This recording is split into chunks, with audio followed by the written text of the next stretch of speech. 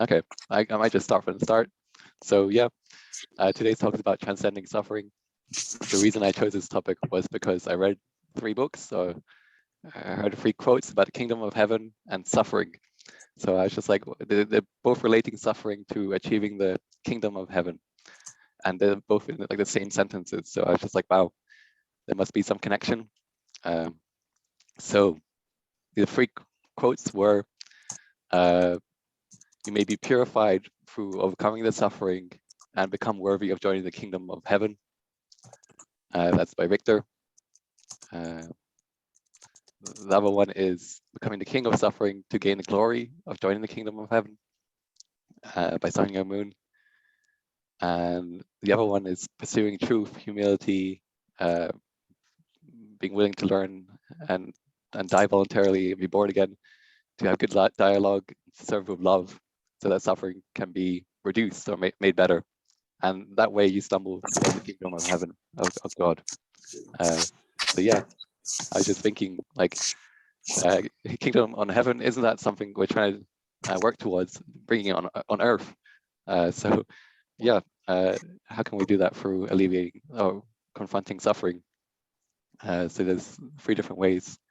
It's like purifying yourself, becoming the king of it, and yeah, there's lots of different parts over here: truth, humility, and learning. So yeah, what is suffering? At the core basics of it.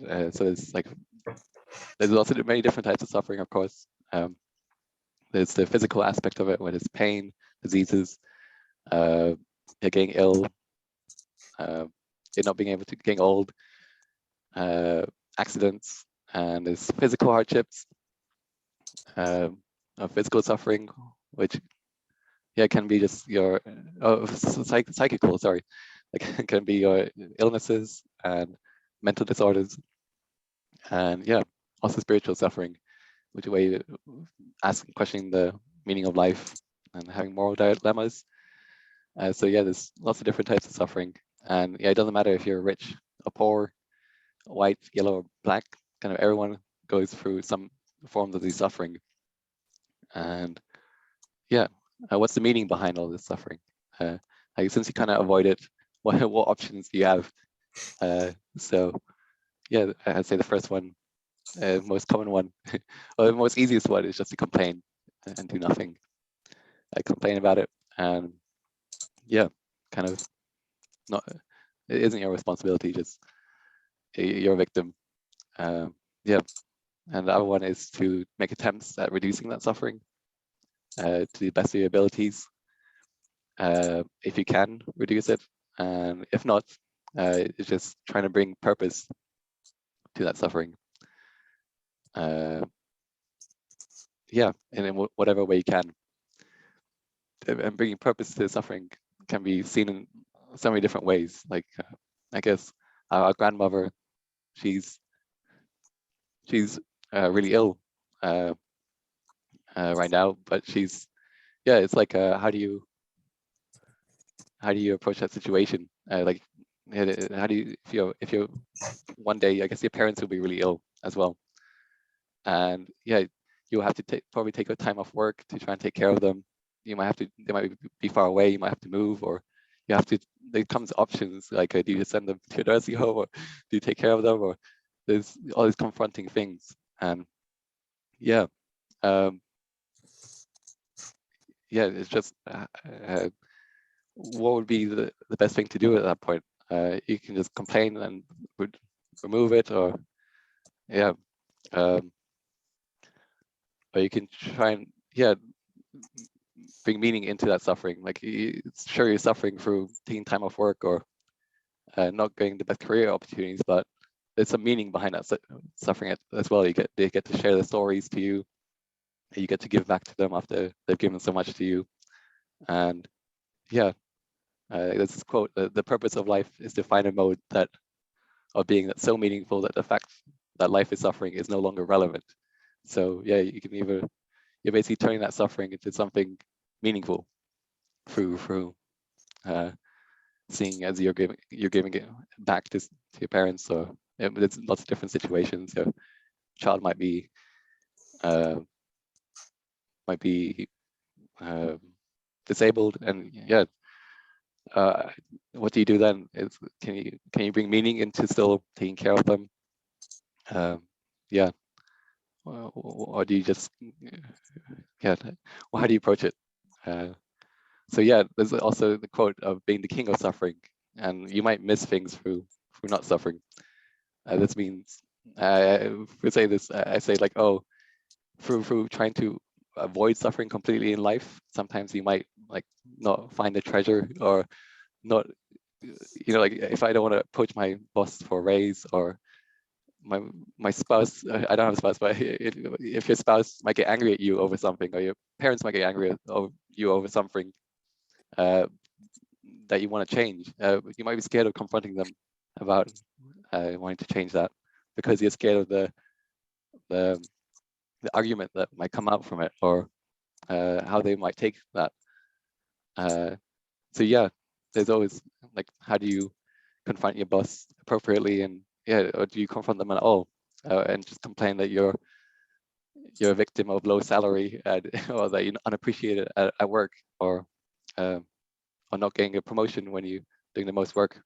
There's lots of different things that come up when we're talking about the kings of suffering. So yeah, the bad news is we are the greatest masters of our suffering, and the good news is we are the greatest masters of our suffering. So yeah, I guess it's just how you approach it. So yeah, it's quote by Jordan Peterson is, life is suffering, but you have the power to try and transcend it. So you have the power to become the king of suffering. So yeah, it's good to remember that life is a process. You can't expect immediate change. For example, if you had to go for a jog after not exercising for a year, it's going to be the most pain you're ever going to feel. You're going to be out of breath after 100 meters. But yeah, kind of just understanding that, yeah, it takes time to build up the strength, and each day you'll be stronger, and if you're learning something new, you'll be more knowledgeable, have a new skill set. And yeah, you can't expect to just immediately be like running a marathon when you're running, but yeah, changing your habits and building a happy life and alleviating your suffering is a long process, and it's not just you do something once and it's resolved, or you attempt to do something once and it's resolved. Even if it doesn't work out once, you might have to learn to approach it differently, that situation. Or yeah, so there's many different things you can do. This is a video about responsibilities from Jordan Peterson. I'm going to show you 2 minutes of it. So I'm just going to hope you can hear okay. Get just because of that. So there's this weird dynamic that's part of the existential system of ideas between human vulnerability, social judgment, both of which are major causes of suffering, and the failure of individuals to adopt the responsibility that they know they should adopt. And that's the thing that's interesting too, is that it isn't merely that your fate depends on whether or not you get your act together and to what degree you decide that you're going to live out your own genuine being. It isn't only your fate, it's the fate of everyone that you're networked with. And so, you think, well, there's 9 billion, 7 billion people in the world. We're going to peak at about 9 billion, by the way, and then it'll decline rapidly. But 7 billion people in the world, and who are you? You're just one little dust mote among that 7 billion, and so it really doesn't matter what you do or don't do. But that's simply not the case. It's the wrong model, because you're at the center of a network. You're a node in a network. Of course, that's even more true now that we have social media. You'll know 1,000 people, at least, over the course of your life. And they'll know 1,000 people each, and that puts you one person away from 1 million, and 2 persons away from 1 billion. And so that's how you're connected. And the things you do, they're like dropping a stone in a pond. The ripples move outward, and they affect things in ways that you can't fully comprehend. And it means that the things that you do and that you don't do are far more important than you think. And so if you act that way, of course, the terror of realizing that is that it actually starts to matter what you do. And you might say, well, that's better than living a meaningless existence. It's better for it to matter. But I mean, if you really asked yourself, would you be so sure if you had the choice? I can live with no responsibility whatsoever. The price I pay is that nothing matters. Or I can reverse it and everything matters. But I have to take the responsibility that's associated with that.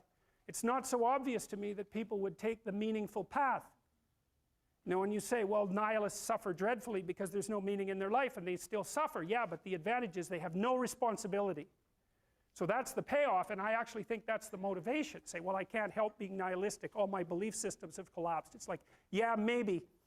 Maybe you've just allowed them to collapse because it's a hell of a lot easier than acting them out. And the price you pay is some meaningless suffering, but you can always whine about that and people will feel sorry for you, and you have the option of taking the pathway of the martyr, so that's a pretty good deal, all things considered, especially when the alternative is to bear your burden properly and to live forthrightly in the world. Well, if you live a pathological life, you pathologize your society, and if enough people do that, then it's hell.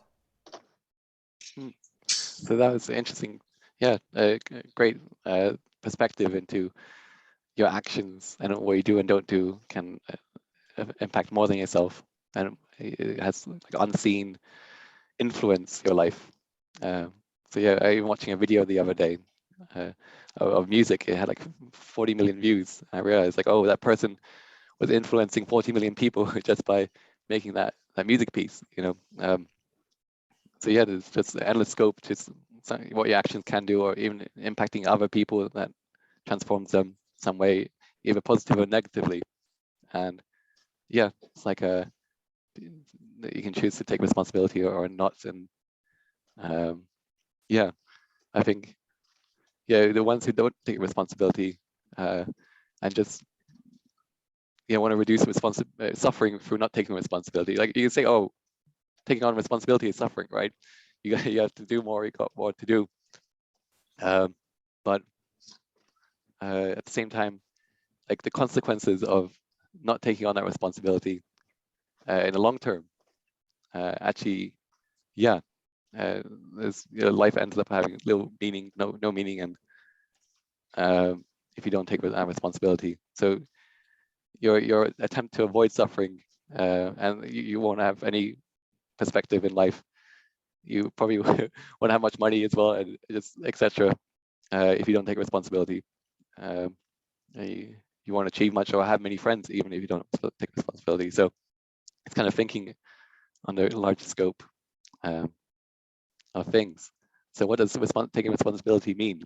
It's some people would like to spin the story and make themselves a victim. You know, it's like, oh, life would be so much better if that guy didn't do that, or if that didn't happen. If only my boss, appreciated me more. Would I do more? Try and take more responsibility. And yeah, there's also bringing meaning and beauty into the things you do, and to keep on learning, growing, and investing in yourself, and to embrace change, and to smile even if you don't feel like it inside, and to remember your basic goodness, and to take care of yourself, and much more. And once you kind of perfect yourself or work with yourself and take enough responsibility, you can start influencing others as well. And yeah, it grows and magnifies your scope. So yeah, it's kind of talking about the king of suffering is like you only have one life to live, and you cannot find the treasures in life if you don't go adventure. Adventure can be interpreted as like suffering, like you have to get up and walk through a poisonous snake forest with jaguar possibly inside it. You can't see much, but yeah, by trying to suffer more and put yourself out there, you gain new skills, you grow, and you get more out of that. It's like in some mysterious way in the world, it always comes back to you. And yeah, some people just pretend the problem doesn't exist. So there's the dragon quote, Eternal in Peace, and they just avoid the problems. And yeah, eventually it just magnifies. And whenever that situation comes up, there'll be suffering, and it'll just kind of ruin their life to some extent. So yeah, if they really take the responsibility and look where they are at that moment, and they say, oh, this is the dragon in my life, and yeah, how can I overcome it before it, kills my livestock, kills my animal, food, my fruits, and yeah, burns down my village. It's actually, you're gonna have a household one day that you want to maintain. So, and have a healthy relationships in. So how do you confront your dragons and suffering, or do you just avoid it? And yeah, subconsciously it grows. And then yeah, and this final quote by Sun Young Moon is, yeah, goals in life. Yeah, whatever you plan in front of your home, yeah, and how you maintain it, and how you water it, and how often you check for pests and diseases, will kind of manifest itself, the plant, and bear the fruits of it. So setting the goal in life is very similar to that. So if you set a goal, you got to constantly maintain your attitude towards it. So there's a lot of suffering, going out to water it every day. It's not a simple task. Checking, making sure that no caterpillars eating away the leaves, or little pesky insects bringing disease to it, and to maintain and trim it down. Yeah, that's like your push to goal, and it takes a lot of work and it's suffering.